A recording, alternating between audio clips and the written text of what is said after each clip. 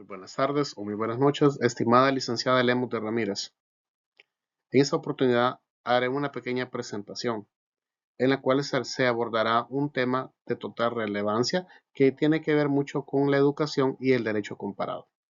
Para dar inicio a esto, me gustaría antes dar un pequeño pensamiento del filósofo Platón, el cual establecía que la educación es un proceso esencial para la transformación del alma humana. ¿Para qué? Para que ésta la guíe hacia la comprensión de la verdad y de la virtud. Qué importante. Nos presentamos los maestrantes, la licenciada Erika de Ramírez y su servidor, el licenciado Ramón Acosta.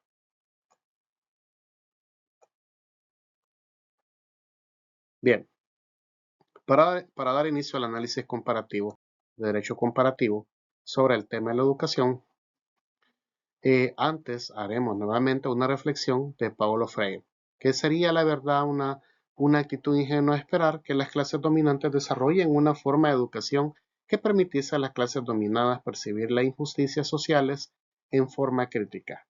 Realmente es algo ingenuo.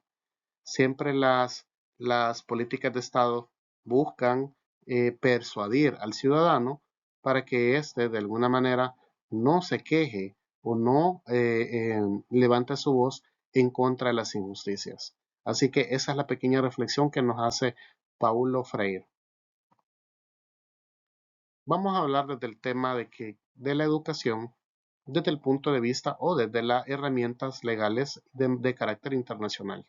La normativa internacional nos establece el Pacto Internacional de Derechos Económicos, Sociales y Culturales de las Naciones Unidas del año de 1966, en la cual establece que la educación primaria debe ser gratuita y obligatoria y promueve el acceso a la educación secundaria y superior sin discriminación. Aquí estamos hablando de sin discriminación de sexo, religión, etc.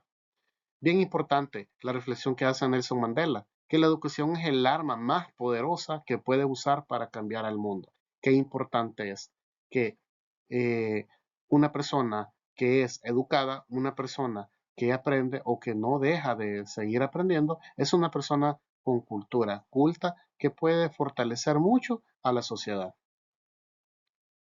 Otra herramienta jurídica de carácter internacional es la Convención sobre los Derechos del Niño de 1989, que obliga a los estados en garantizar la educación como medio para el desarrollo de la niñez, priorizando la gratuidad y eliminando las desigualdades, siempre en el año de 1989.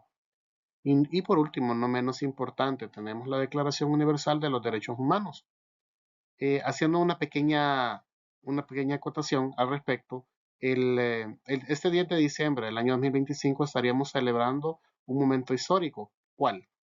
Que en 1948 se firmó esta declaración. Estaríamos celebrando el 77 aniversario de los Human Rights.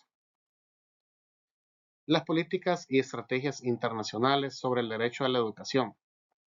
Para esto, como equipo, la compañera Erika y mi persona hemos elegido a dos países, uno de Sudamérica, el país de Colombia, y el otro es que es el país de España, de Europa. En Colombia, ¿cuáles son esas políticas y estrategias? ¿Qué derecho es lo que abarca? ¿Cuál es el fundamento legal que tienen estos países? Su normativa legal.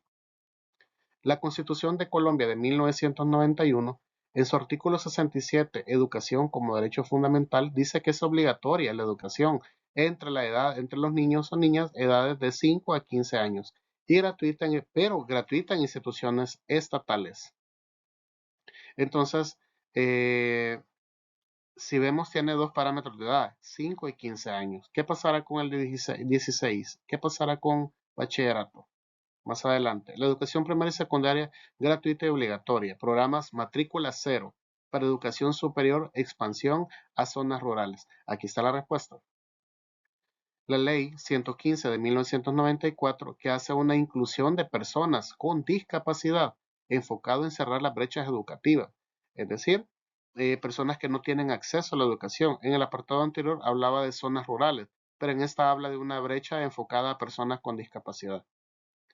Por ello, el currículo por competencias es donde establece mediante esa estrategia el currículum por competencias en aquellos programas de formación docente, donde dice todos a aprender. Y hay una reflexión bien importante, que el que no aprende, el que no se prepara, no puede enseñar. Hay que aprender para enseñar. Ahora bien, nos vamos a Europa, a España.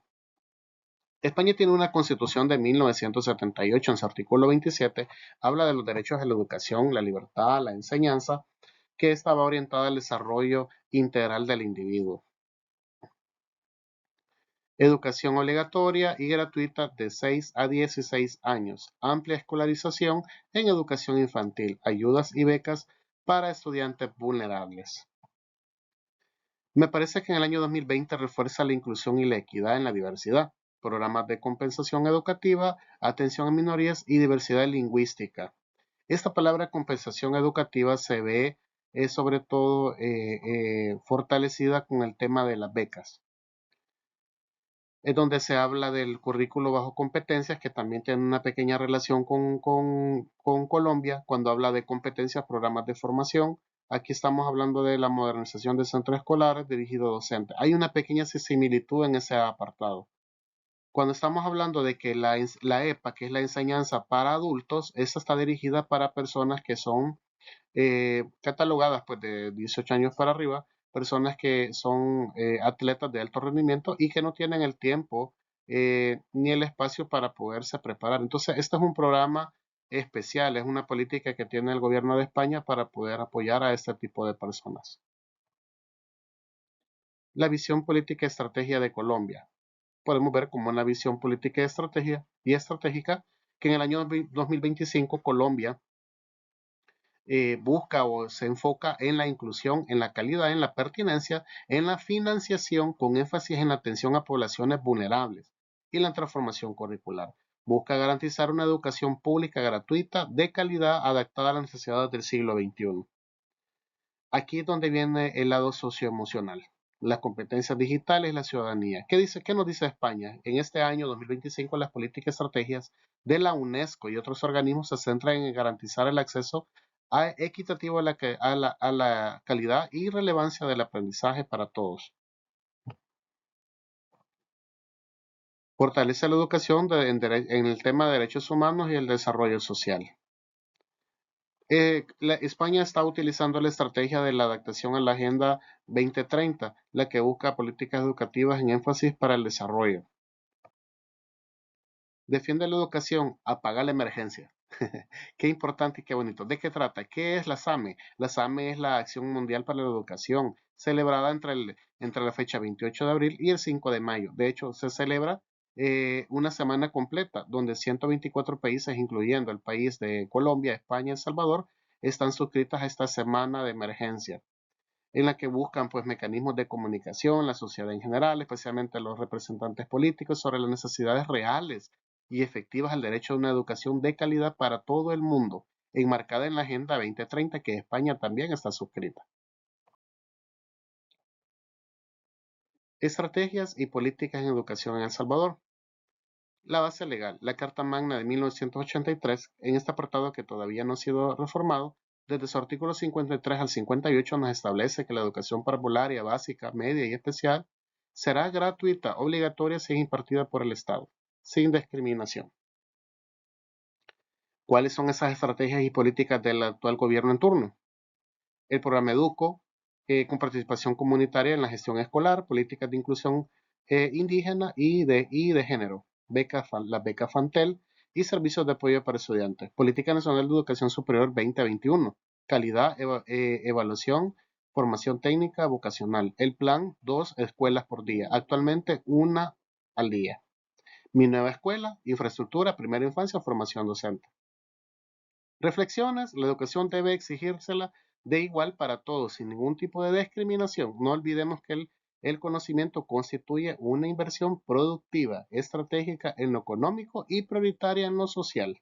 La educación, como decía AMLO, no es un asunto personal, es un asunto de estatus político, es un asunto político. Palabras del señor AMLO, expresidente de México. Es así, esta pequeña intervención. Agradecemos su fina atención, licenciada. Muchas gracias.